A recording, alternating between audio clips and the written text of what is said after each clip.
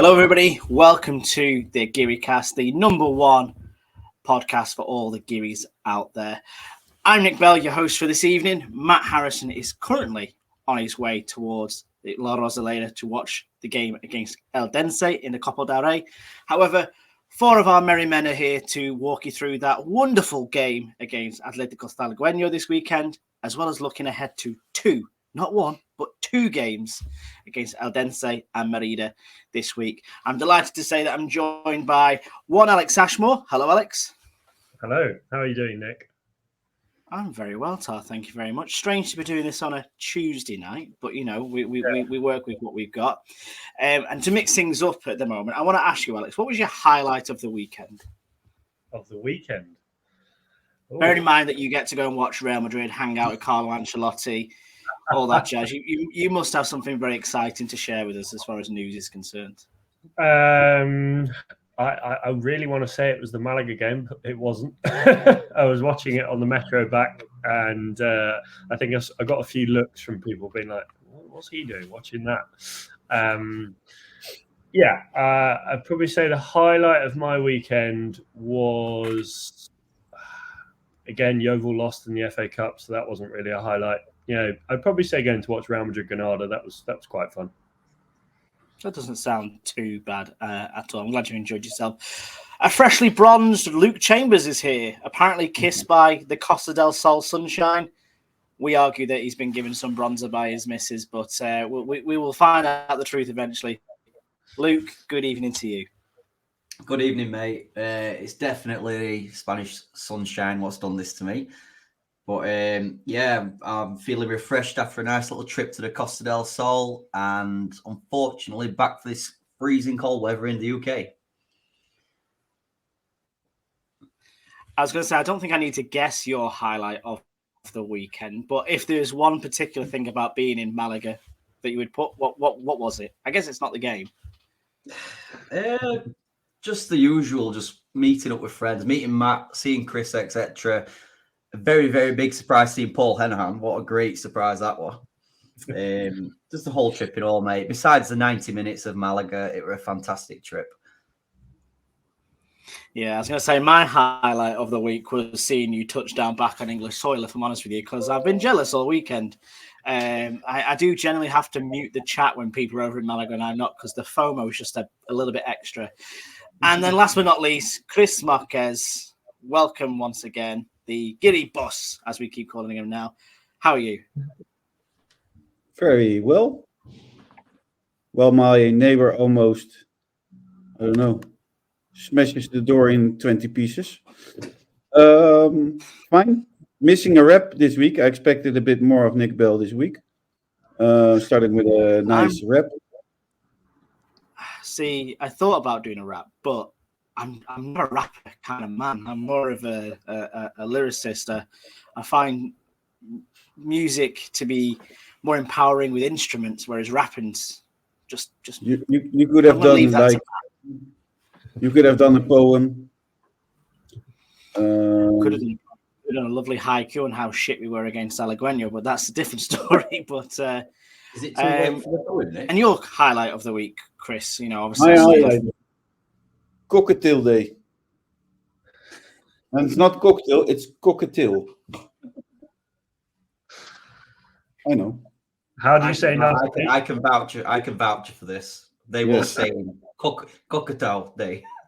We went to the Drunken Sailor in Benalmádena, and she asked us if we were going to have lunch as well. I said, no, thank you. Today we have cocktail day. Then the lady said, oh, nice, cocktail day. But she's English from London. So I thought, well, she may have made a little mistake, which can happen. And then a minute later, she comes with the cocktail menu and she says, here's our cocktail menu. And then she later came with the cocktails. And then she said, here are your cocktails. So since Sunday, cocktail is cockatiel. How do you say nice to meet you in Dutch, Luke? Yeah. Hello. Blah, blah, blah, blah, blah, blah, blah. basically the same way that I say Atletico Malaga.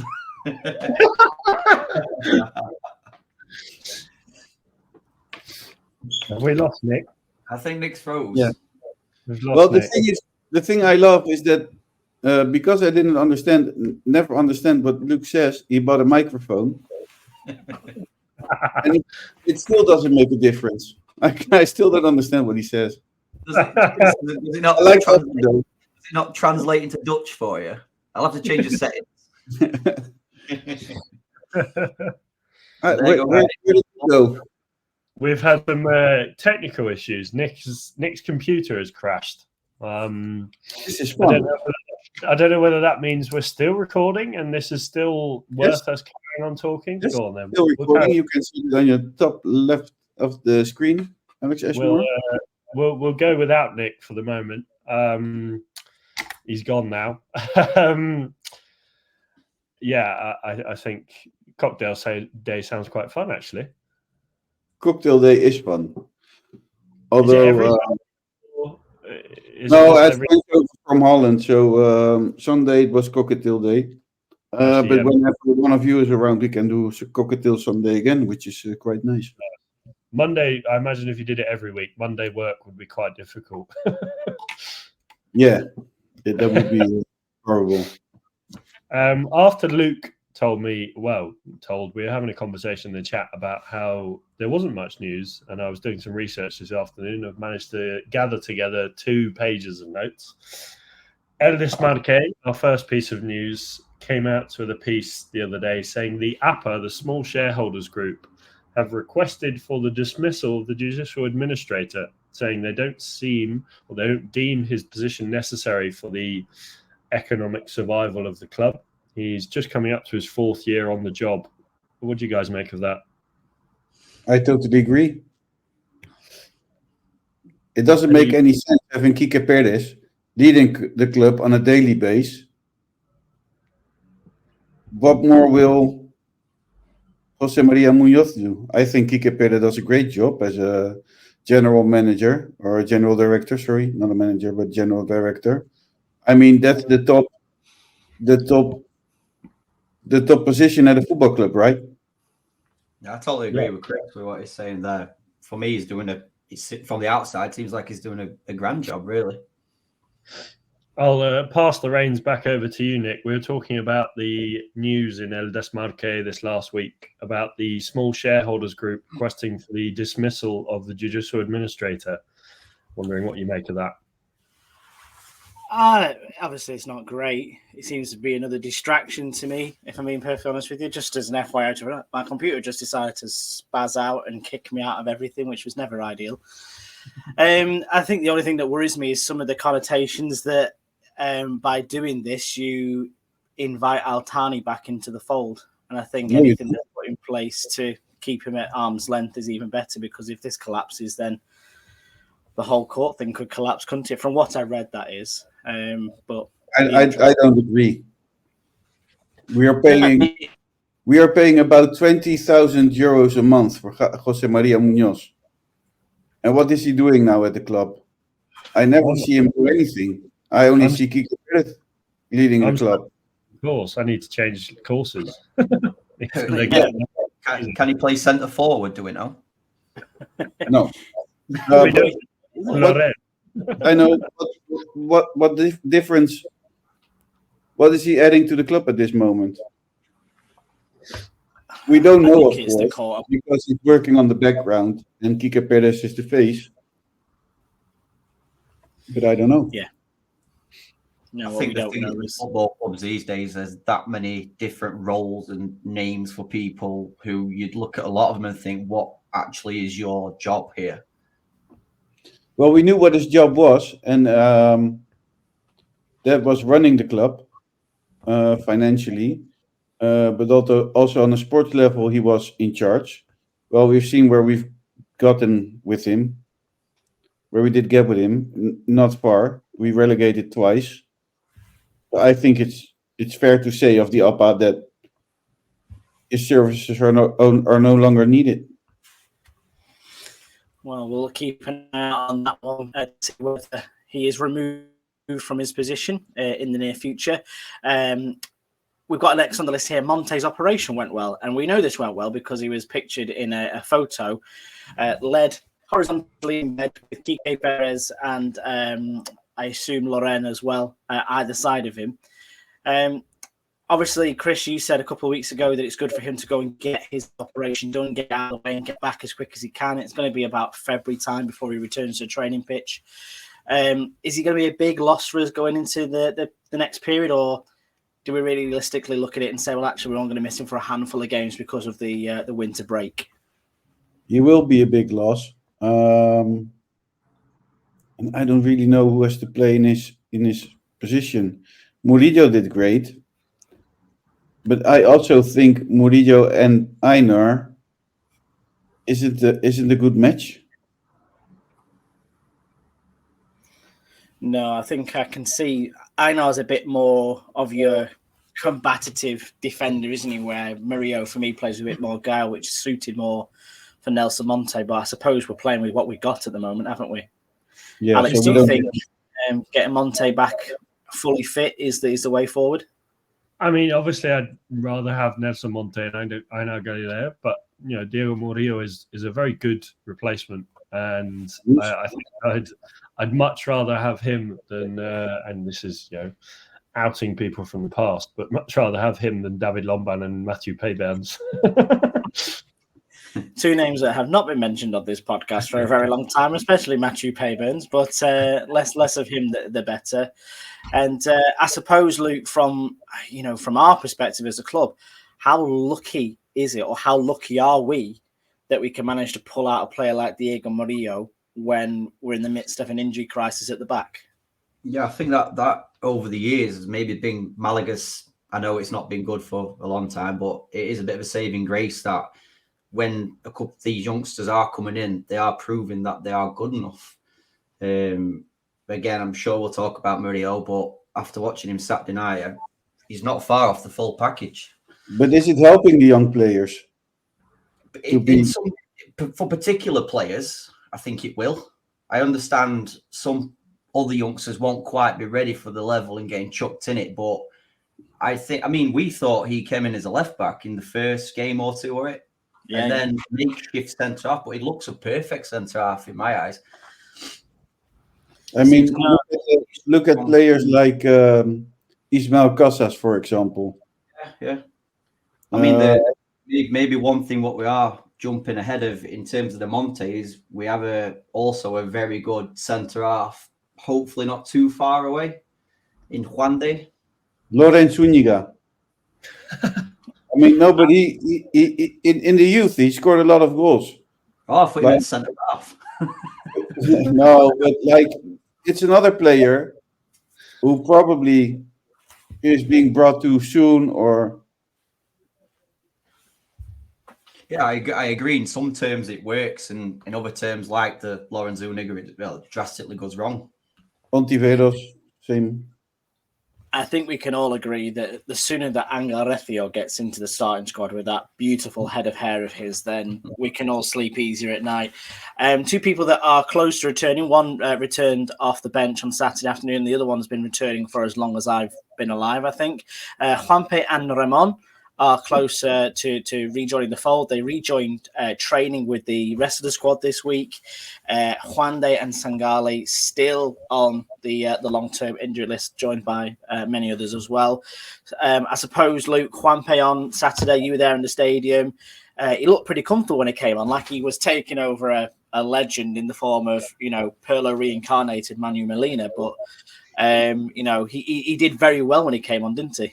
Yeah, I don't mind Juanpe as a player at all. I think he definitely puts a shift in, and he's not scared of getting on the ball. I mean, I am just ready for Ramon. I've been wanting this for a long time. However, with only 2 league games left before Christmas, I doubt very much we're going to see him until next year. There's no point in rushing him this close to Christmas, etc. But I am desperate to see him because I just think he's that good. He's worth the flight price on its own. All we want for Christmas is Ramon. Say that again? All we want for Christmas is Ramon. All we want for Christmas is Ramon, and the podcast title writes itself once again. That was Alex, easy. That was easy. Eldense on Wednesday night. Obviously, it's a game where we don't necessarily play all of our first choice players. Is that the kind of game you would risk Ramon in? Maybe give him half an hour potentially at the end of the game, a run out. It's a free hit, in my opinion. You know, we're not expected to win, but it'd be great to, be good to not to lose. But what would you do? I would say no, and I think Sophia Third had his press conference today, and he said Ramon needs more time. This is a sort of, I've been working on my translation skills. I can thank Exeter for this. Said tomorrow after the game, we're going to train with the players who don't play. So I assume that'll be him. And we've talked with him, but he needs more time to be able to compete. And, he's obviously had a long layoff. And I think he said, Peter said he needs to carry on training before he can compete again. So I can probably say with, 90% possibility that he won't play tomorrow. I will tell you with 100%. He won't play. He won't play till after Christmas. No, expect to see him rock up in Alicante and just turn the tide and knocking balls around for fun. That'd be a nice New Year's present. Start the year as you mean to go on. Chris Lawrence said this week that he's thinking of making 2 to 3 reinforcements to the team, looking at forwards, wingers, and central midfielders. I know you've had opinions that maybe we need some more defensive support. In the transfer window, not looking at forwards and wingers, maybe. But do you think that's a fair assessment? 2 or 3 in the window, is that enough, or do we need more? Before Chris says anything, I do believe, and this is where the translation was correct, but then I was confused. So he said, the Spanish was, creo que ahí estamos bien, with those positions, implying that with those we are good. But then the sentence before, he said, I'm going to look at 2 or 3, and then he lists the positions. I'm not sure he's going to look to get 2 or 3 more players in, but forwards, midfielders, wingers, we're fine. Or we're going to look to get 2 or 3 players in those positions, but other than that, we're fine. So I'm not really sure. That's what I thought I saw, Alex. Because I was thinking, if I'm being honest, to me, he's got it back to front. Yeah. For me, defensively, we've been solid. Maybe it's our attackers and wingers what haven't been scoring and assisting for what we need. I mean, if you look at it, Roberto Dione have got 4 goals, Renato 3, Hightam and Kevin 2 goals, and we're nearly halfway through a season. Yeah, so maybe the question is for you, Chris, is what do we need to sign in January, or who would you sign, or where would you sign in January? I would sign Erling Haaland. No. I would sign. Let me think. This is a difficult one. When you go on FIFA and you ask your scout to scout someone good, and he comes back saying, "I found this lad called Messi. He plays for Barcelona. You should sign him." I would sign Haaland. If you could message Haaland with a cocktail Sunday ? I think he will come to Malaga for a Christmas spell. I think we need a striker, but a top striker. Like, I don't know, a top of the league guy. See, that's my biggest fear is I 100% agree with you. And I would love to see us go and sign someone from either a promotion rival or, you look at a couple of players that are in mid-table that have scored, above 10 goals already. Yeah. But my fear is, and I don't know if you share this with me, guys, but we're going to go shopping in Segunda for cast-offs in the hope that they perform well in a league below, which isn't necessarily always the case. We can see that with a few of the players that we signed for that season. So, that's what we did doing this season as well, right? Absolutely, yeah. And like I say, I would say only a few of them have paid off. You look at the ones that are really performing, they haven't come from Segunda. You look at Joaquin and Victor Garcia, for example, they've come from abroad. And Joaquin's come from Real Sociedad Bay, which is in the same league. So this idea of signing cast-offs from the Segunda doesn't really fit for me. So I think we've got to go and really set a marker. And again, Alex and Luke, I don't know if you agree with this, but take the best players in this league. We've got the financial muscle to do it. And then in turn, you weaken your opponents as well. Surely that's a better way of doing things. For sure. Go on, Alex, you go first. I think the advantage of this league we're in is there's two groups. So obviously a team in our division are going to be, less inclined to part ways with, one of their top players, because obviously they view us as competition. But if you look in, say, the first group, Grupo Uno, have a look at some of the top teams in there and see if you can, obviously the likes of Celta B. I know the B teams, they're obviously younger players, so there's less likely to be prized away. But, Ponferradina are the top there, Cultural Leonesa, Lugo, Fuenlabrada, some of those teams, if I would like to guarantee it, that some of those top teams, pretty much all of them, if they had an offer from Malaga, they'd much rather go there because of the future possibilities of playing for a club like Malaga. Whereas, and this is no criticism to a club like Cultural Leonesa, they're about their level, whereas Malaga could, go further. So I think looking at that option, I think, is probably our best way of looking at things. But we heard it here first, ladies and gentlemen. Alex Ashmore says we're re-signing Antonin from Lugo. We are sure that one thing is sure is that we're not going to buy players from clubs. That's true. Because we haven't done that in the past since I can remember. So players that will come are on a free transfer. Absolutely. Yeah.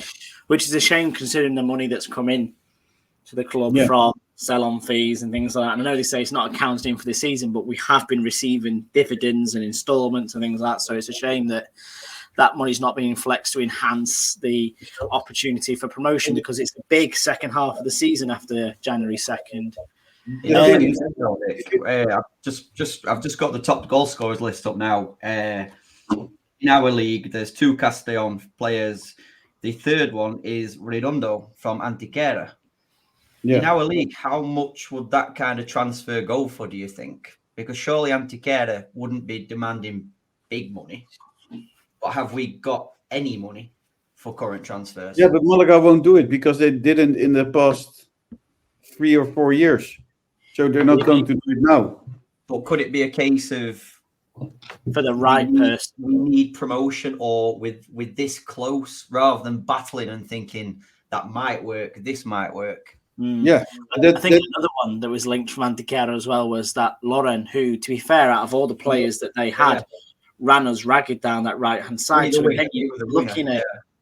looking at little ones like that, if they're available for less than I don't know what the market value is, like you say, Lou, but if they're available for like €150,000, it's worth the punt. But I agree entirely with Chris.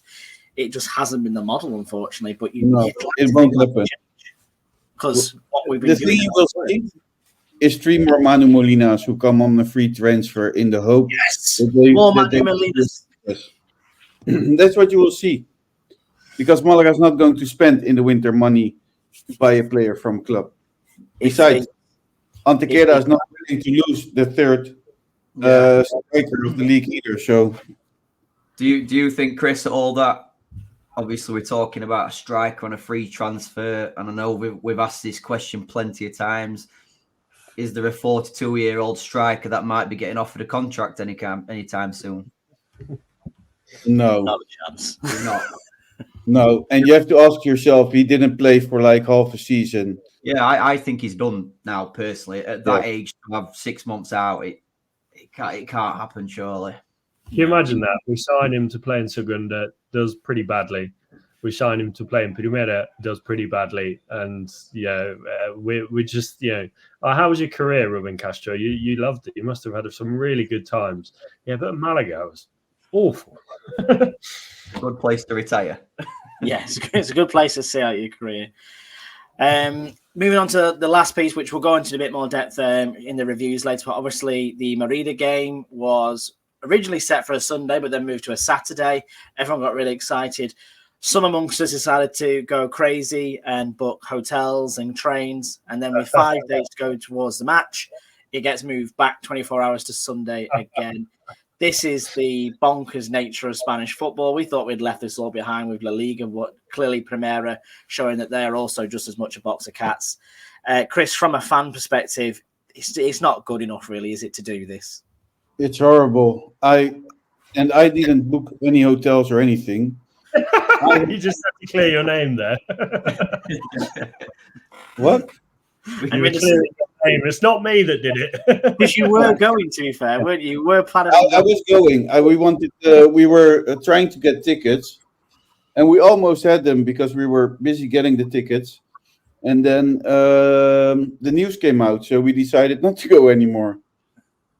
So I was lucky because I still didn't book any train tickets and hotels. And our plan was to go early in the morning and then drive home after the match because it's a 4-hour drive. Yeah. But I got lucky. You did. For Matt, obviously. I mean, Saturday afternoon, me It's and horrible. Laura are studying Morrison's, having a couple of Morris's. And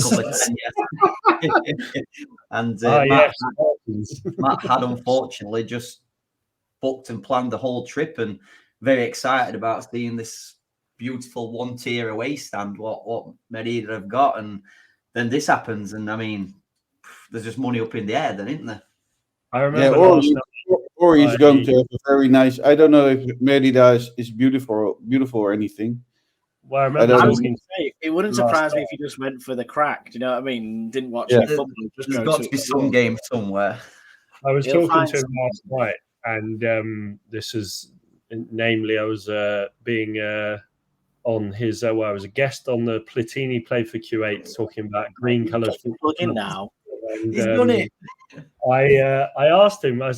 We got on the call, and I was like, "How are you doing?" And he was like, "Pissed off." And I was like, "What's happened?" And he said, "Well, Malaga's been moved back to Sunday." And I was like, "Oh God." Whereas me and Luke in the reprieve are like, "Yes, that'll do nicely." Touch of silk, that'll do. Go and check out Platini Play for Q8. It's a good podcast. Are we going to do this every week? If it's not Chris advertising Benel Medina Pueblo sweet shops, we've got other podcasts, Real Madrid. Nick, have you got out you want to chuck in? I'm selling a sofa if anyone wants a sofa. Are you still selling the sofa? It's on Facebook Marketplace. Any offers will do. But yeah, nothing too major. But we'll come on to more about Merida in a short while. Let's jump back to that classic game against Atletico Sanluqueno this weekend and relive that horrible 0-0 dream.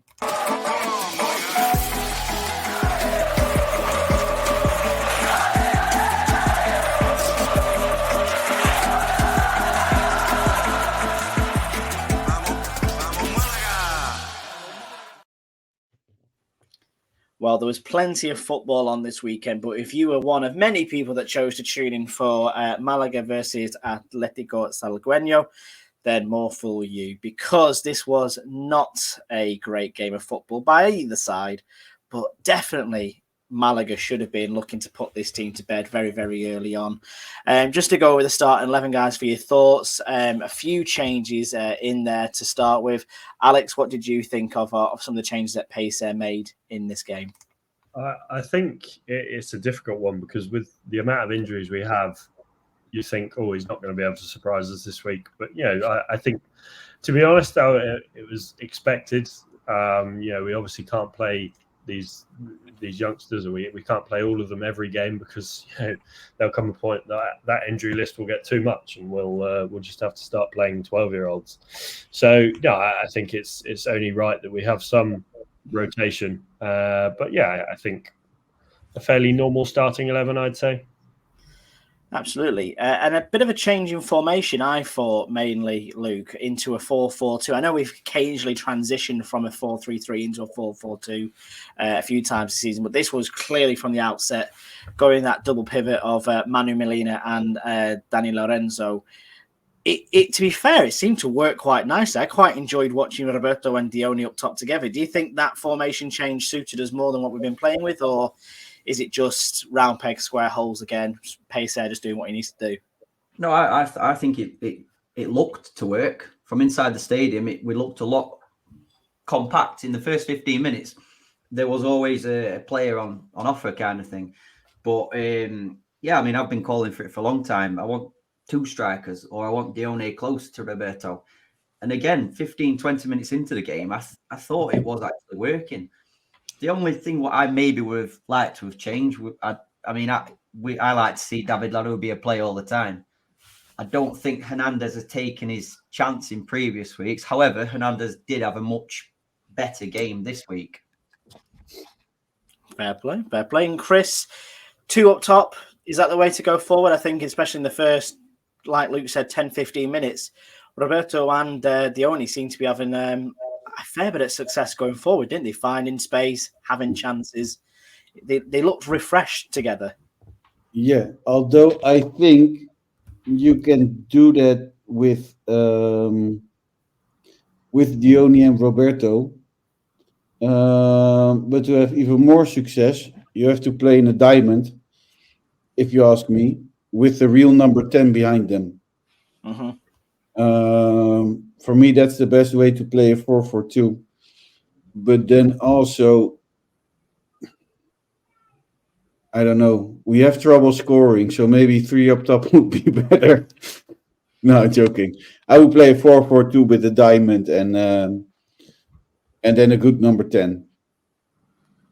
No, absolutely. I think that was something that was clearly missing a little bit. I think even the legend that is Manu Molina and Ben Lorenzo were sitting back a fair bit, and there was that pocket in between, the players too as well. So, I thought, to be fair, that we didn't do too badly. I think we might have some differing opinions on this segment, especially between myself and Luke on this, because I thought that Juan Hernandez actually didn't do that well for me. I think he had a couple of opening salvos, and that shot where he, should have really scored. Then I thought, yeah, he's doing great, but then he just seemed to fade away into obscurity. That purely is all it's based on, Nick. Just the 2 shots.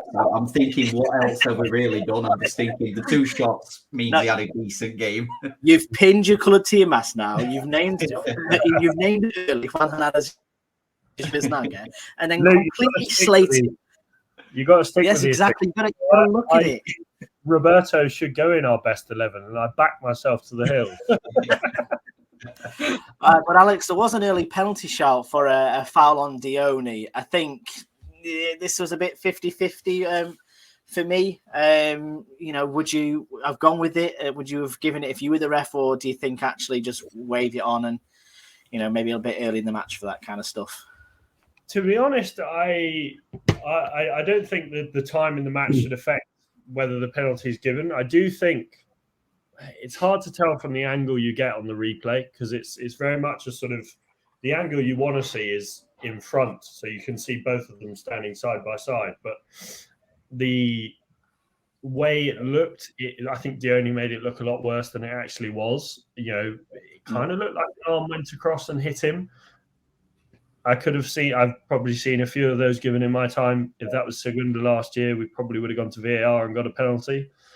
But yeah, to be honest, I'm erring more on the side of the penalty. But then obviously if that happened to one of our defenders, I'd probably say, no, it wasn't a penalty. No, definitely. And it seemed to be a first half of chances, to be fair, but none of them truly clear-cut, as I said before. And I'm desperate to find this clip to send to you, Luke. There was a ball over the top from Manu Molina, which found Hocking on the right-hand side, just clipped into space, and it was put back into the box. And I think it was Roberto who got on the end of it. And I want to say he hit the post, but he might have just missed. And then there was other chances, like, say, Juan Hernandez from about 10 yards out. He should definitely be scoring from there, shouldn't he, Chris? Yeah. Thank you. Again, it That's just what he's seemed to paying me big money for. Sometimes it can be very easy, Nick. It can be very easy. It seemed harder to miss than it did to actually not to score. Obviously, he's hit it sort of right towards the goalkeeper, and he's got a good parry on it. But that kind of chance is absolutely golden. And the thing is, for me, Sanluqueno came here for one thing and one thing only, and that was a point. They didn't play, did they? No. I think the one thing about that was the ball over the top. And I think it was Juan Hernandez. He was stood about 38 yards offside The header. in no land and heads the ball straight into the keeper's arms as if he was playing a game of catch. Just there you go. Like, I know he was offside. Still, how can you be that far offside? But to have, maybe he thought he was offside, so he didn't try that hard. But to get it that close to the keeper and not even trouble him in any way, you're just like, ugh. No, absolutely. I think, to be fair, we did have a lot of joy going through it. I quite like watching Danny Lorenzo. He seemed to be quite confident in this game. Kevin had a lot of joy down that left-hand side as well, just sort of running at people. Seemed to, between him and, initially Danny Sanchez and then Victor Garcia, they were kind of just taking the piss over that right-hand side, which was great, but nothing came from it. We moved into the second half again, and there was another penalty shout for Dione, again waved away. Seemed to be that we couldn't really get the rub with the green on that front. But then all of a sudden, we find Jonas Rioja, which I think is the best name, John Red, sent off, double yellow card. And you just think by that point, we've got this. We've been on top the entire game. We've been dominating. We've been having shots. Alfonso Herrero might have bought a fucking ticket to this game because he just watched the whole thing. So why didn't we monopolize on this? Why didn't we do better to, really use our extra man, Luke, to put Sanluqueno to bed? You know what, Nick? Sometimes when watching Malaga, it seems the quality's there. It's more maybe just general decision making. They keep the ball rolling so well, and they get it out wide. And we've all been to La Rosaleda plenty of times and seen it. The perfect crossing position. And then it's either a poor cross, or they turn back and lose it, or there's just generally nobody there. The position of getting it out wide every time. Even Kevin driving, like you say, Kevin were taking the piss a lot at the time. But then after, it's as if nobody's in the box or something just happens. And I mean, even the other night, when they went down to 10 men, I said to Laura, I still don't feel confident we're going to actually create the chance to score.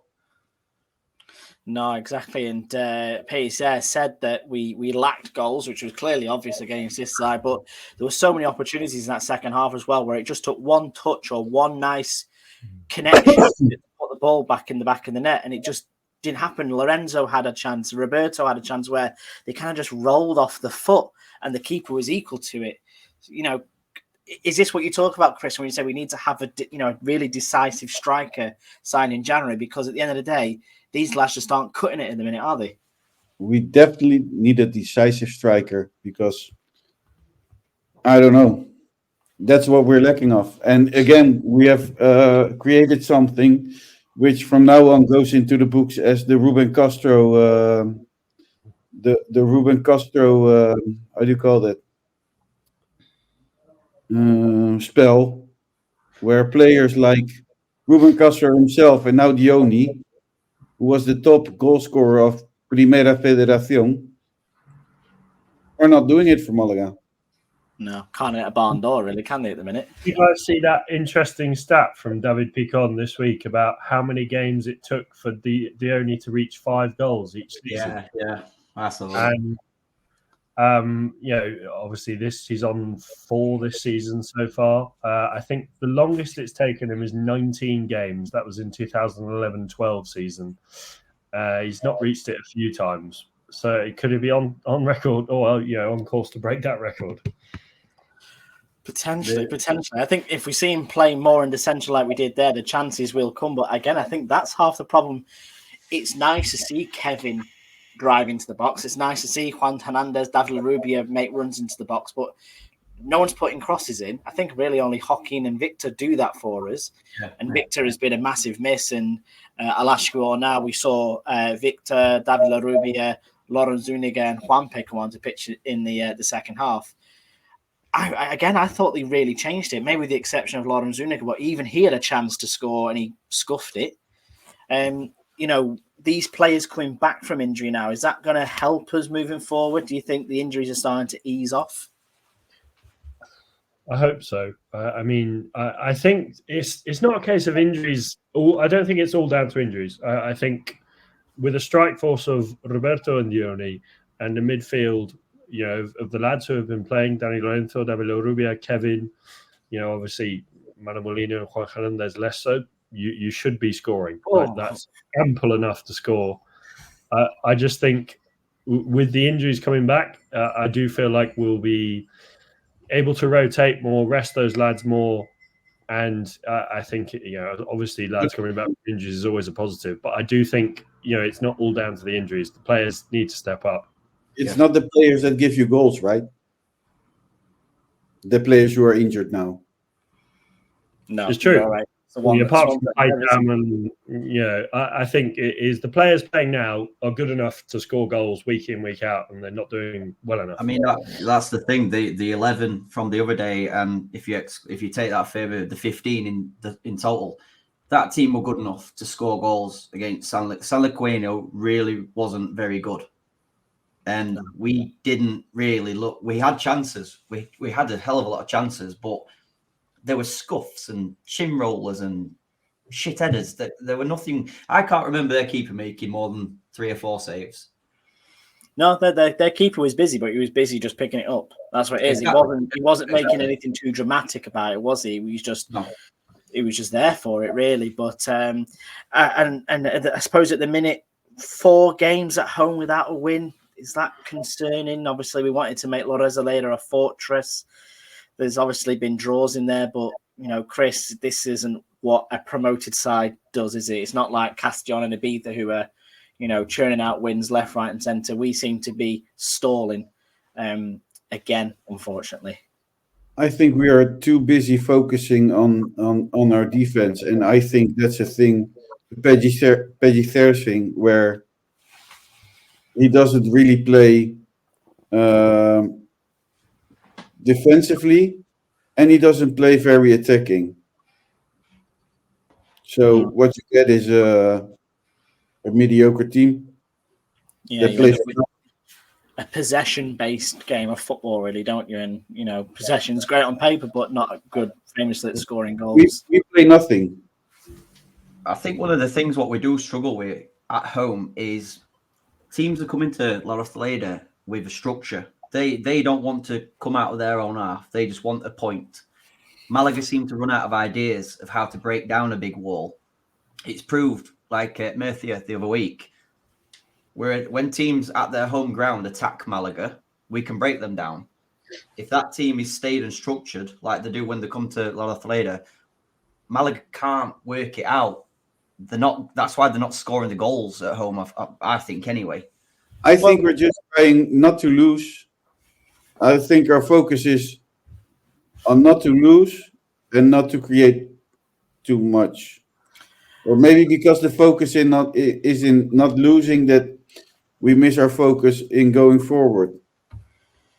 You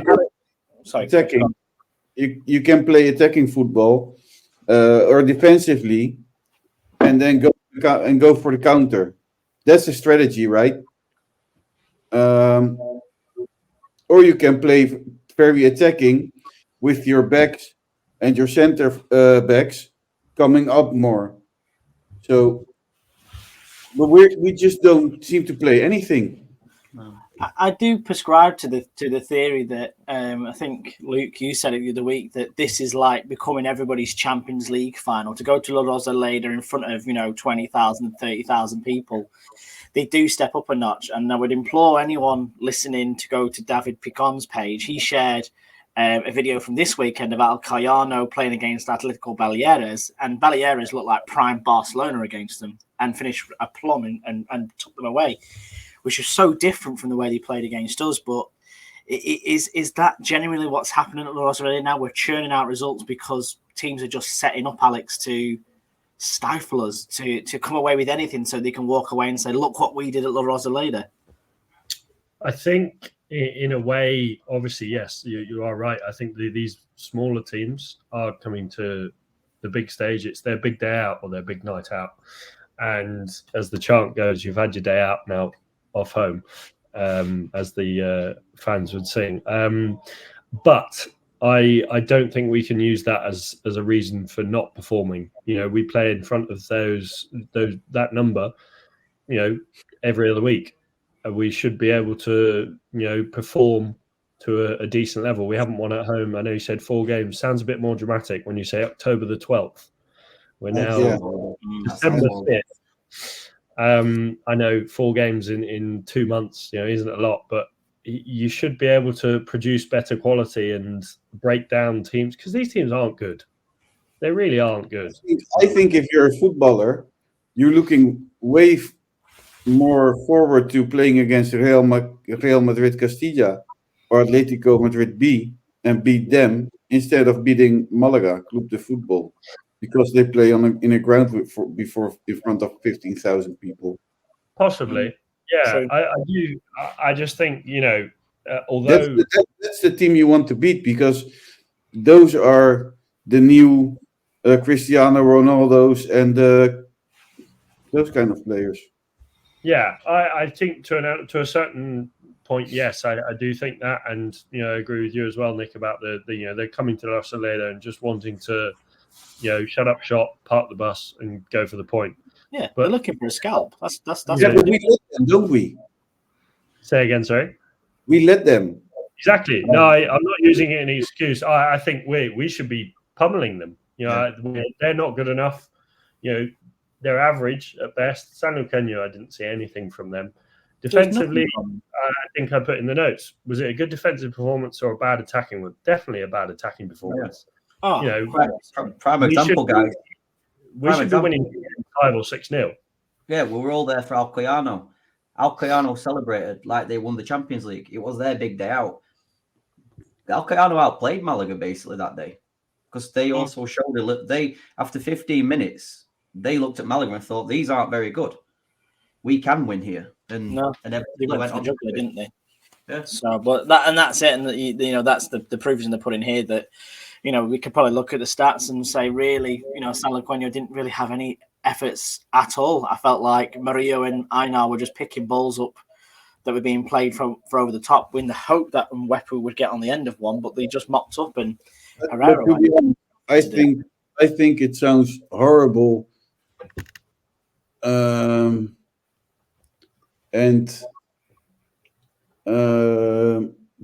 too big a fan of ourselves when we say people come to La Rosaleda and want to win. That's the match they're all looking forward to, because I think we are just shit, and we just have to face the fact that Castellón is the best team in the league. If I was a player, I would prefer to win against Castellón or to win against Real Madrid Castilla. I think it's a bit too easy to say that this is the match they all want to win. I just don't agree with it, because there are many matches to win.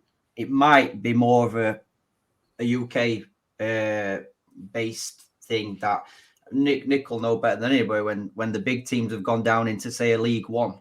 And obviously Alex knows. I mean, Alex, how many times I know Yeovil aren't a huge club, but as Yeovil's declined down the leagues, you've got it now perfectly. How many of those? The same should happen, with all respect, the same should happen to Ibiza then. It should, but Ibiza haven't got. I know I'm not a fan of talking about the histories, etc., but Malaga is a huge club.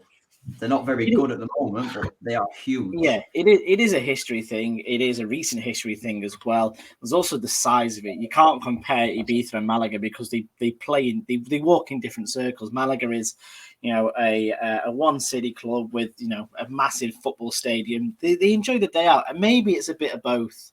I agree entirely with you, Chris. I don't think we are good enough in the last few home games at all. We should. The fact that Alex has said we've not won at home since October is very alarming in a promotion run. But I also do think teams do step up a little bit when they come, because they want to, stick 2 fingers up and say, "Oh, fuck you," when they come to the Rosaleda. Don't they do it against Castellón as well? Castellón probably did the same thing. Yeah. So, I mean, we can look for other reasons except for ourselves, but I think the only ones to blame here is our own team. Yeah, I totally agree. Yeah, totally agree. Eldense will do the same thing tomorrow night. Eldense, again, are a league above us now, technically, but in terms of club stature, I would not say they are a bigger club than Malaga. And they'll look forward to coming to, they play in big stadiums every weekend now, but they'll still look forward to coming to Rosaleda and hopefully getting a result, because they'll go and do what they need to do. But anyway, we could take this story round in circles. Let's move on to Chumbos and Biznagas. Let's start with Chumbos. Alex Ashmore, who are you going for Chumbo this week? It's difficult. I think I feel like I'm going to go with the same people every week now. I think probably a Manuel Molina. I just really don't see anything from him. I think he doesn't offer anything. He doesn't offer anything in midfield. Going forward, there's no link-up play. I also think Juan Hernandez, apart from the 2-1 shot he had, he was pretty awful. Dione and Roberto put in a stint, put themselves about. But yeah, Manu Molina for me, pretty awful. I'm going to make a Manu Molina highlight reel after this game, just to show you all exactly why he's not Chumbo for this match. Even Matt Harrison said he had a pretty decent game. So we are on the good side of history here, boys. You are protagonists to this. Chris Marquez, who's your Chumbo? And it better not be Manu Molina, otherwise I might blow me bloody head off. It's Roberto. Roberto. That's an interesting one. Why Roberto? Why not? I think he's. Man of the words now. Unlike you, this Chris, I quite like it. This could be a record-breaking below the hour podcast. He started off real good this season, but ended up since the season has gone off, he's not doing it again, is he? Imagine putting him in your predicted starting 11 for the season. What an idiot! Exactly. Why would anyone do that? No, but I said he would be on 20 goals at the end of the season the way he started. He would be if he kept going like he did. And he works hard, but a striker doesn't get, I don't know, isn't there to work hard, right? He's there to score goals, and he's not scoring goals. Yeah, what part does he get more like Lauren Zuniga every week is the worry I would be suppose. Luke Chambers, do I have to guess who your Chumbo is, or are you going to I'm actually going to bring another highlight reel out for you and just show you the Manu Molina show. I'm going to surprise you, Nick. I am not going with Manu. For me, again, after being in the ground and watching him, it was quite straightforward. Dione, I really don't understand what he brings. At least I totally understand with what Chris has just said regarding Roberto. At least Roberto shows a little bit of bollocks kind of thing. Dione, he seems lazy, and it was clear to see in the ground the other night. I think a few people have started to lose patience with him. Yeah, no, I agree. I think he kind of is lost. Yeah, on the pitch. Do you know what I mean? He kind of looks like he's wandering around a little bit. He's dropping deep. He's going high. He's going out wide. He's looking for a job, but it's just not clicking for him at all. Is it then, because that's the question I always have, is it the fault of the strikers, or do we have a different problem where players like La Rubia, Kevin, and I don't know, who else can't give the decisive pass? I think that's a big part as well. I agree with that, Chris. Isn't it? I agree with that, but purely based on this weekend. Just after watching, he seems very, very one-paced. If he loses that ball, there's no real intent to win it back, and there's just no goal threat from him. No, because if you never get the ball in a scoring position, I don't know. I would lose interest as well. I think he does, but even again, going back to when that ball's out wide and that lot, as a number 9 or a number 10, you've got to be in there. Just get in there. Yeah, he's just not making it in there. No. Well, my Chumbo for this week is Juan Hernandez. Again, apart from those first 2 shots that he had in the opening 10 minutes, he then went completely missing for the rest of the game until he was eventually hooked for David La Rubia. So he's also a mediocre player, right? He's is someone that stands out. I think he quite surprised us because early on, Nick, we were saying we thought coming off the bench he looked like a bit of a player, but nothing. No, I think that's it. And again, I don't know whether that's a down tools type thing. Maybe he's discouraged that he's not getting enough minutes, but he's certainly playing as a starter now, and he's not showing me at all that he deserves to be to be in there. So on to the more exciting ones then. On to your Biznagas. Alex Ashmore, I'll come to you first. Who's your Biznaga for this week? I think I'm going to... We've just had a message in from Matt. I'm going to join him on this one. I am going to go with Diego Murillo. I think, young lad as he is, coming in, replacing Nelson Monte, a weight on his shoulders, a pressure there. And, he's lived up to those expectations. And, I think he was superb. I don't think he put a foot wrong. I think he should have gotten it last week, but this week it doesn't really make sense anymore, in my opinion. No, I just think he didn't put a foot wrong, albeit didn't have a lot to do. I just think, the coming in with the pressure on his shoulders and the young aspect of it, the youth aspect of it, I think he did superb. And, as Matt said, a few honourable mentions to Kevin and Einar. And I think as well, Alfonso Herrero, they did have their odd chance, but I feel so safe with him in goal. I will stick by it. He's the best goalkeeper Malaga have had since they got relegated to Segunda 5-6 years ago. He's like the condom I always missed in my life. Anywho, I agree to an extent, especially with Kevin. An honourable mention for Kevin. I think I also agree with Chris there that you can give him Biznaga, but both him, Einar, and Herrero didn't really have lows to. But we'll ride with it. Chris, your Biznaga for this week? My Biznaga, Manu Molina. No. See? He sees the quality. He sees the vision. Currently just getting a text message from Matt. Manu was decent. See? All aboard the Manu Molina hype train. But then he says, Luke Chambers. Then he says, this doesn't exactly, sing his praises. No problems with his performance, but he doesn't excite me. You don't need to be excited to be a Biznaga. You don't need to be a flair player. You don't need to be a 20-goal a season striker. No. You need to pick passes and cut the lines, and that's all you need to do. I love it, Chris Marquez, and I love you. Luke Chambers, do you want to make it another Manu Molina Biznaga? Do you want to reflect a little bit? Is it Manu or is it Murillo? It's Alex. He didn't have to do anything spectacular, but just winning the headers, etc. He got home, he took his keys out of his pocket, and he also took one of the top goal scorers in the league, Wepo, out of his pocket. Yeah, I'll agree with that, to be fair. Kevin were exciting. I thought Kevin had a good game. Kevin is always exciting, but never what we want from him. Yeah, and that's what irritates me. You can be a great dribbler. He gets to the touchline and then does two more step-overs or nothing. It starts to irritate me. And I don't know why everybody keeps giving honorable mentions to Kevin, because nothing comes from it. No, but the thing is, if it weren't for like a player like Kevin doing the odd thing, we'd all be asleep, mate. He is sex without coming. I thought that was Alex. You've got to enjoy your sex before you come in, though. What did you say that about?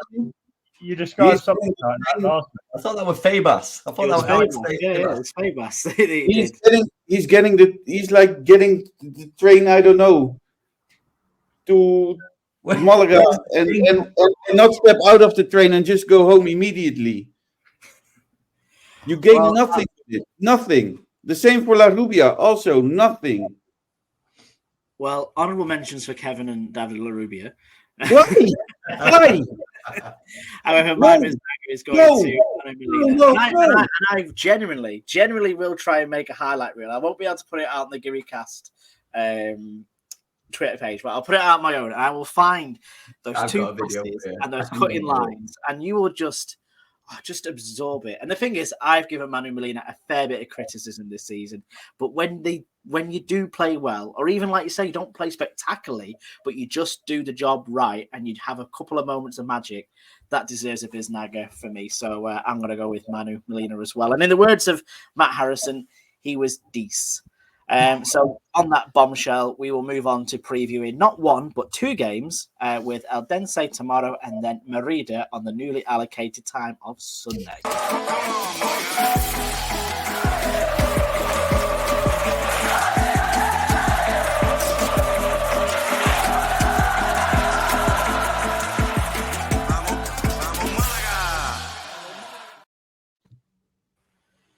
So it is the Copa del Rey coming back to Malaga tomorrow. We are recording this on a Tuesday, so this will be on Wednesday. However, if you've listened to this on Thursday, the result would have happened. So all this would mean bollocks to you, really. So I suppose the first question we must ask about this, Eldense being a Segunda side, dropping down to come and visit little old us in Primera. In the words of Chris Marquez, do we give a shit? No, we don't give a shit. So that's why I prepared a lot for the first time since I'm on Guiricast. So here we go. Chris has got notes. This is the first time ever. Chris has notes. Eldense is a team from Valencia, from Elda in Valencia. Yeah, take notes. Look, this is how you do it. They play in Segunda. They are 15th in the league and have 23 points. It's great for a team that just moved up to Segunda División.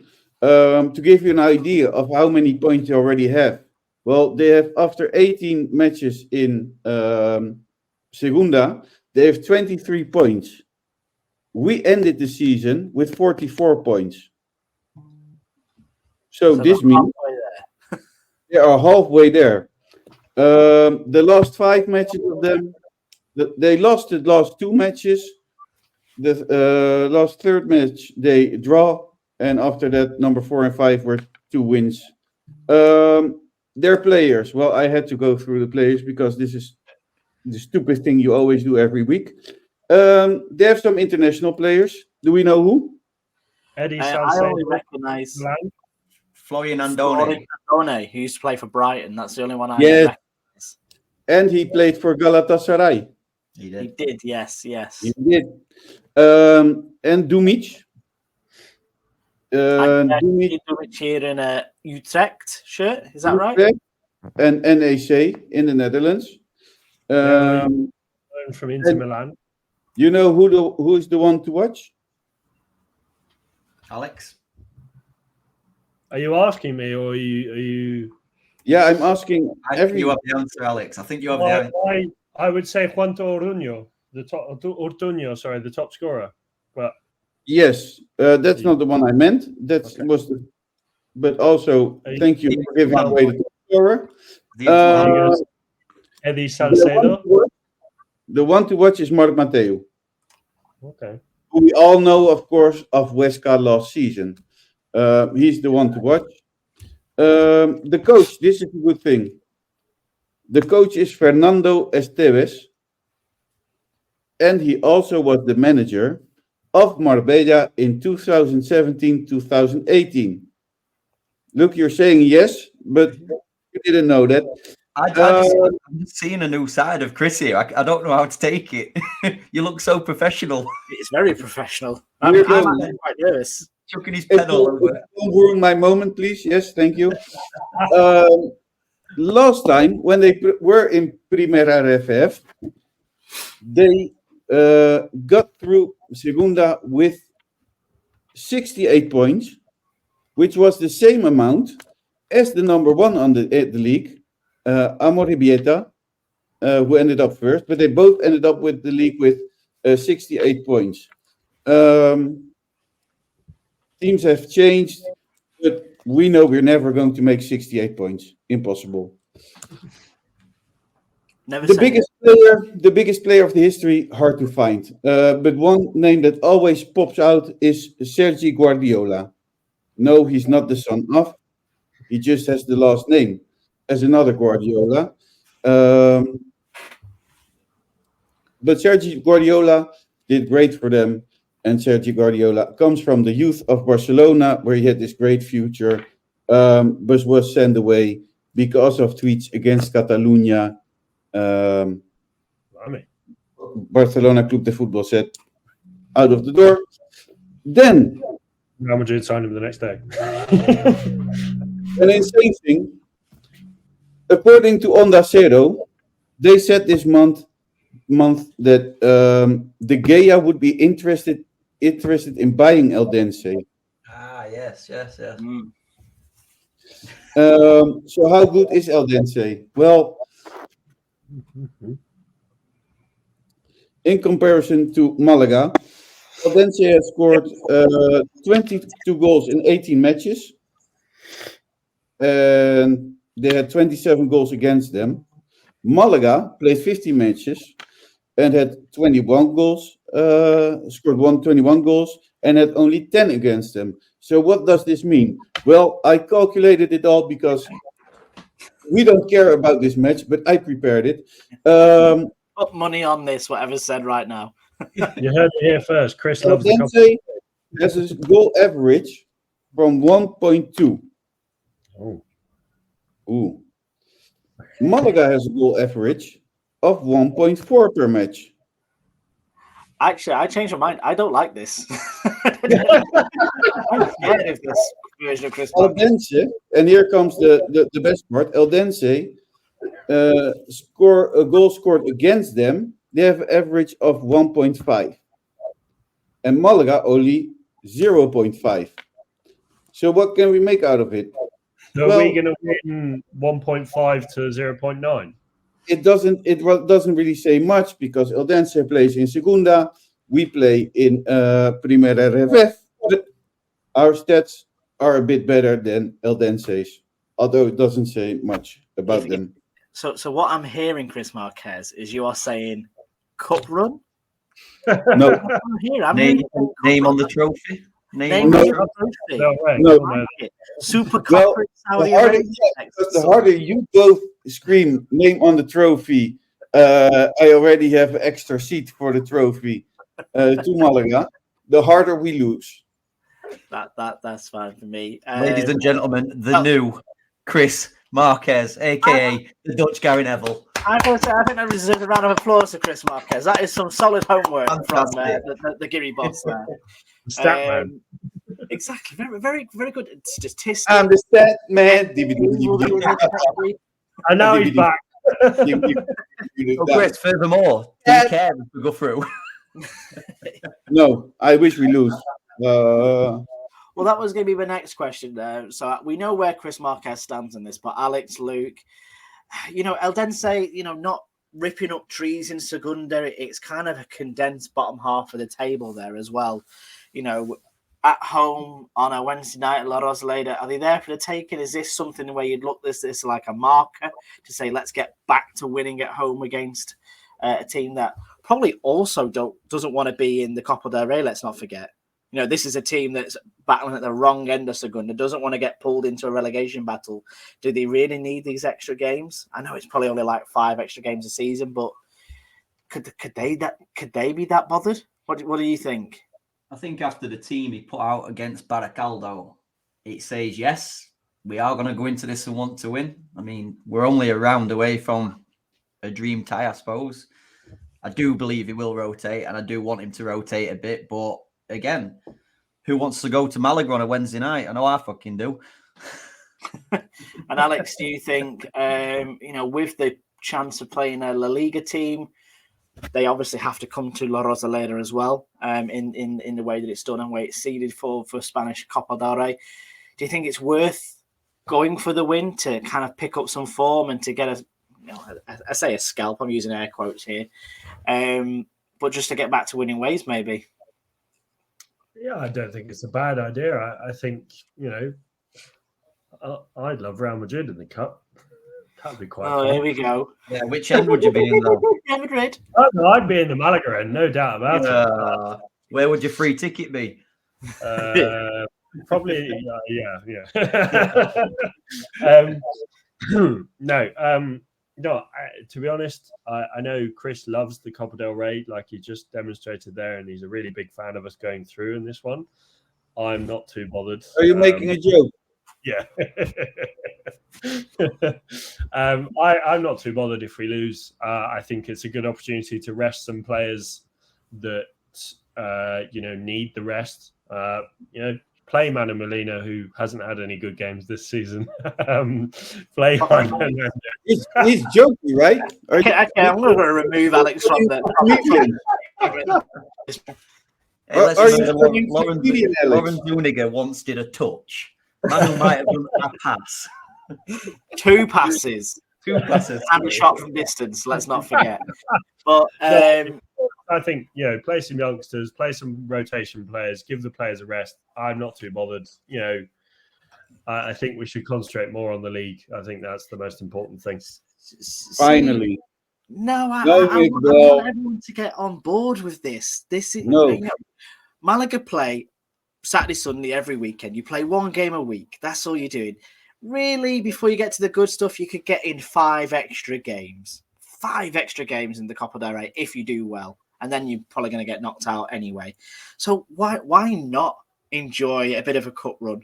Why not knock out Eldense? Why let's not play against Atletico or a Celta Vigo or a Real Madrid or Barcelona in the next round? Why not go for it? Why you want to take this away from me, guys? Go on, why? Nick. Go on, Nick. What a cup run! I want us to put some glory. I first would wrap every player in tomorrow. That's what I would do if I was Sergio Pellicer. I would wrap them in with how do you call it? That popping cotton wool or Bubble wrap wrap. them in Bubble bubble wrap. popping wrap. And then I put a condom around them for extra safety. This is Chris's sadistic So murders. that's how I would send them onto the pitch. Chris, is this another one of your sponsors? Are we now advertising condoms? This is the same guy who owns the sweet No. shop. Who owns We the have whole to- condom We factory. have Still to- stop we have on to number, stop. Listen. You know what? Things are about to change. Maybe we can't name any beer brands anymore. We can't name anything anymore. He's getting them all out now. He's just getting If you ready. want to say, if you want to give a sponsor to, if you want to sponsor anyone, make publicity for any company or anything, you have to do it now. Do it There's now. only a few weeks left. Well, I suppose the only thing, and it is a little shrivel of doubt that I have in my mind, is that a Wednesday night game and then playing Merida away on Sunday is another quick turnaround. It can be handled, but again, it's quite a fast one.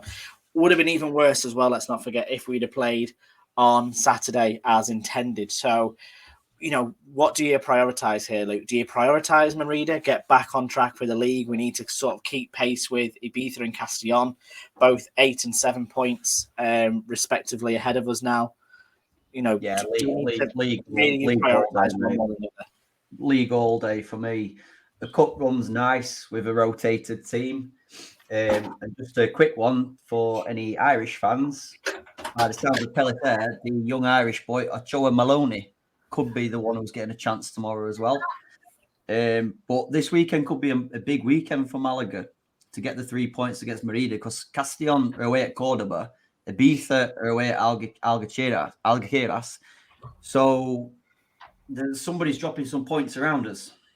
Well, Cordoba are the one, obviously, that concerns me the most now, because they are well within the conversation, aren't they? I know we're on the same points tally, but they've got a far superior goal difference than us, and seem to be the informed team at the minute as well. Taking Castellón out of the equation, but they're not exactly, winning every game at the moment. So that is a worry. And Merida in the relegation zones area.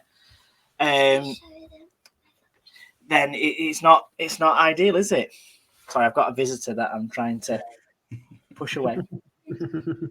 Yeah, that's fine. I'm busy. Just carry talking. I think the worst scenario would be what happened at Baracaldo. 120 minutes on a penalty shootout. If we're going through, get it done in 90. If we're going out, get that done in 90. We can't afford 120 minutes.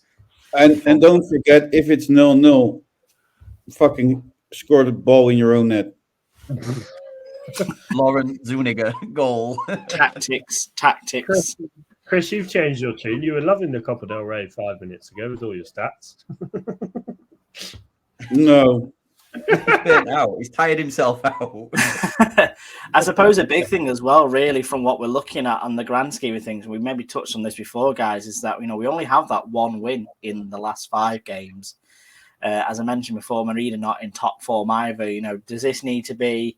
Do you think we need to win every game between now and Christmas to really have a chance of keeping touch with Ibiza and Castellón?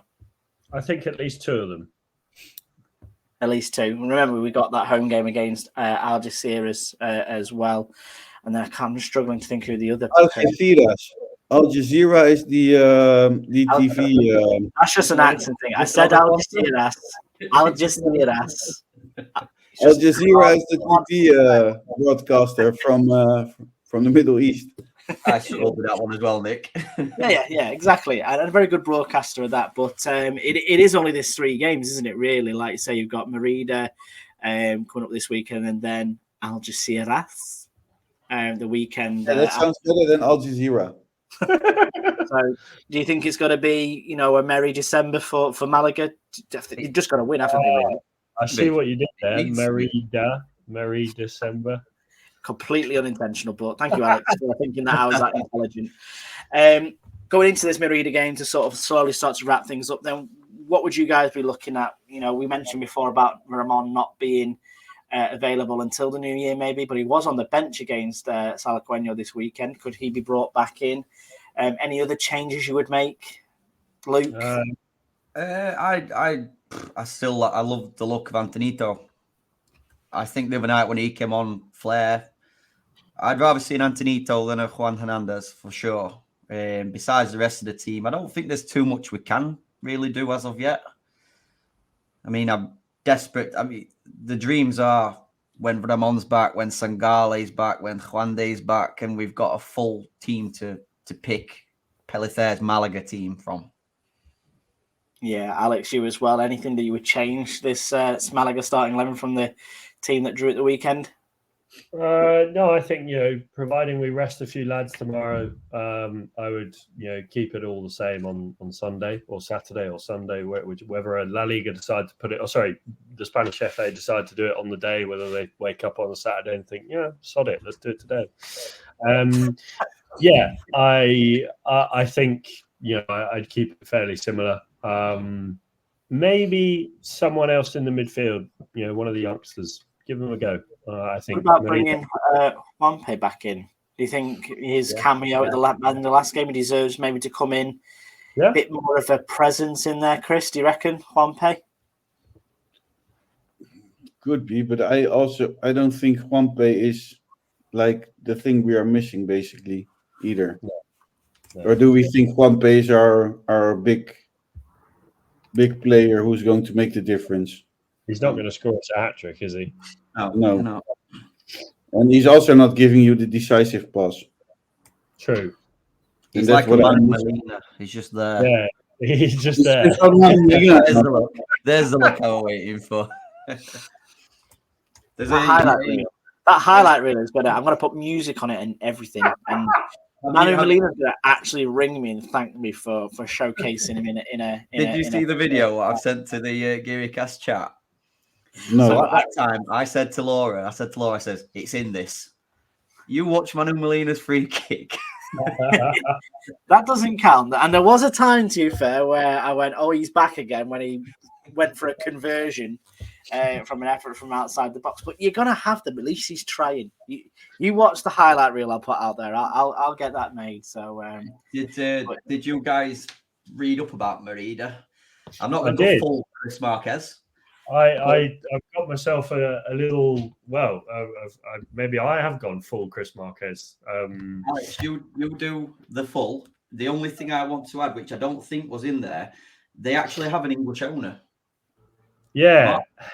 So he's the founder of NYSC, which is New York Soccer Club, and he bought Merida in 2021 as a bit of a sister club, and I don't believe it's fully kicked off yet as they planned it to. But exciting for them. Oh, that is interesting. Because I saw his name and I was like, that's not a Spanish name. I had to dig in. Chris, you'll probably know their manager. He used to play for Malaga. He played for Malaga for 5 years, between the years of 1998 and 2002, and then again from 2004 to 5. His name is Manuel Ruano. He's got appointed Manuel Ruano. He coached loads of the Malaga youth teams from 2011 to 2015. then coached Atletico Malagueño for 3 years. His last job was at Estepona. So he's been down on the Costa del Sol quite a bit. They're only 10 years old. The old club was obviously a different name. Slight connection to Malaga. They lost their first ever Copa del Rey game to Peña Sport, and they got relegated to the 4th tier after losing to Crucio, another team that Malaga have played in the cup. And 2 of our lads played on their last season on loan. Do you guys remember who? Lorenzo. Yeah, Lorenzo and Lorubia, both playing quite a few games. Daniel Lorenzo only on loan for the second half of the season. But yeah, I think they won their last game against Intercity 1-0. Before that, it was a draw and I think 3 losses. Struggling, but I think they're there for the taking. And Malaga are away, so they should start playing better. They should. I enjoy the fact as well that when we look at the squad list and things like that, and there's usually some interesting characters in there. Merida have got 11 strikers on the books, and with the exception of one of them, which is Raul Martin, all of them have got game time so far this season. So here we are talking about we've got no strikers, we've got 3. They've got 11 strikers at their disposal, which is just insane to think about. They also think it's not good for your team spirit to have 11 strikers. Well, maybe that's what's causing them to miss out potentially. But they've also had 5 red cards. Maybe the strikers are fighting with each other. No, but eight are on the bench. I mean, that's not good for any player, but also for the morale of the team when 8 players are on the bench for the same position. There's some bench that. it is a bench to be fair, but looking at their goal scorers as well, technically Chuma and Danny Sandoval, both strikers, have scored 2 apiece, but their joint top scorer is their centre back Jose Elo as well. So goals are hard to come by for Merida. Like I say, I think they've only scored the best part of maybe less than 10 goals this season. So hopefully another easy afternoon for Murillo and Einar that you would go in there. So yeah, Sunday night will we be doing a live stream, boys? I know me and Luke we're out in the beers on Saturday. Alex, are you watching Real Madrid? Chris, you were supposed to be going, but you're not now. So are we all available? I'm available. Real Madrid are away this week, so certainly am. My kid is coming home after 9 days of a holiday in the Netherlands, so okay. I think that's understandable, Chris. I can get my dad to replace Chris if you want. My dad's coming out to Madrid. Maybe he can come on the live stream. Now that would be Chris would want to be here for that. Chris would want to be here for that. I would. I remember when Chris first met my dad, he got a bit nervous. No, it wasn't. I just had to take a piss. Well, we'll get all the details out. We need to get the live stream back again, to be fair, because we've missed the last couple through Guiricast meetups and certain people just flitting off to Spain all of a sudden, unannounced. So live stream this Sunday, 5 o'clock kickoff UK time, 6 o'clock Spanish time. So keep your eye on our socials to get all the details on that. So just to wrap things up, say thank you all for listening and joining us this week. I hope you enjoy the game against Eldense tomorrow night, or if you've watched it already, you enjoyed the game. And again, Merida this weekend. Chris Marquez, thank you very much for joining us. Thank you. I have something very nice I'm invited to tomorrow. Oh. Sounds very mysterious. I'm invited to go to the Giri Army Christmas party tomorrow. Hey. You all know how that will end up. We're going to get shots of tequila.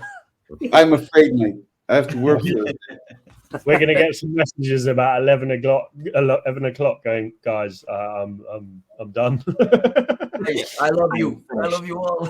I wish I made it, if I would made it till 11, basically.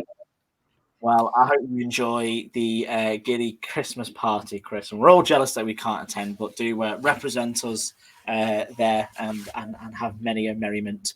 Alex Ashmore, thank you very much for joining us as well from Madrid. Thank you. And if you can't get enough of my voice, for those listening, I did appear on. Oh no! Not again. I'm just. Take your moment. It's the last time you can. And if you missed Matt, he's also on that podcast. It's his podcast with his brother Mark, talking about. You've got Yeovil a mention. Blackpool even got a mention there, Nick. So have a listen. And we'll see you on Sunday for hopefully a 3 points against Merida. So vamos Malaga. Vamos Malaga, indeed. You can also go back and listen to Platini play for Kuwait when I was on there as well, doing teams that play in orange. I wonder where he got the concept from. But you can also listen back when. Oh no, I've never been invited to. Your time is not now, Chris, but it will happen. It will happen. And Luke Chambers, thank you very much for joining us as well. Pleasure as always, guys. I hope everyone has a good week. Roll on Sunday or Saturday or Sunday or Saturday, whatever they decide we play on. But as always, vamos Malaga. Vamos Malaga. I'll see you very hungover on the Sunday live stream. Thank you everyone for listening at home. Remember, you're going to check out our socials. X, formerly known as Twitter, Facebook, Instagram, TikTok. Find us all over there. Give us a follow to be kept up to date with all the latest news from La Rosaleda. So thank you very much for listening. Adios and vamos Malaga.